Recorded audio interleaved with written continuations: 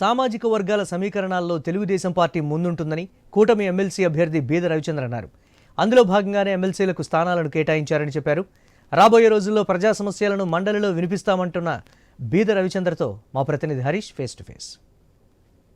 కూడా అభ్యర్థులకు సంబంధించినటువంటి నామినేషన్ల ఘట్టం పూర్తయింది. మాట్లాడేందుకు నామినేషన్ వేసినటువంటి అభ్యర్థులు కూడా ఉన్నారు. సార్ చెప్పండి, ఎలా చూడాలి? సామాజిక వర్గాల సమీకరణాలకి పెద్దపీట వేశారు గతంలో అన్నట్లు లేని విధంగా.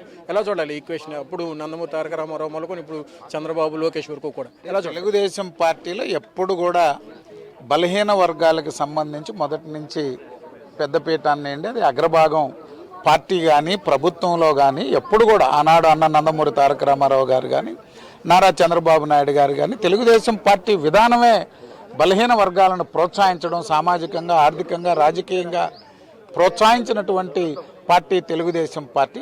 ఈనాడు మా ముగ్గురి ఎంపికే దీనికో నిదర్శనం.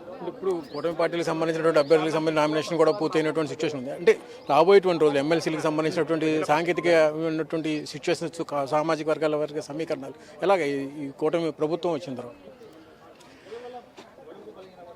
జనసేన పార్టీకి, భారతీయ జనతా పార్టీకి కేటాయించినటువంటి సీట్లు వారు కోస్తా గోదావరి జిల్లాల నుంచి వారు ఎంపిక చేయడం, అదేవిధంగా నాగబాబు గారిని ఒక గోదావరి అనే కదా, ఆయన నెల్లూరు, గోదావరి అన్ని జిల్లాల నుంచి వారి ప్రాతినిధ్య ఉన్నటువంటి పరిస్థితి. సోమవీర్రాజు గారు గతంలో కూడా శాసన మండలి సభ్యుడిగా పనిచేసినటువంటి వారు ఈరోజు మళ్ళీ భారతీయ జనతా పార్టీ నుంచి వస్తున్నారు. తెలుగుదేశం పార్టీ నుంచి 3 కూడా బలహీన వర్గాలకు చెందిన వారికి కేటాయించారు.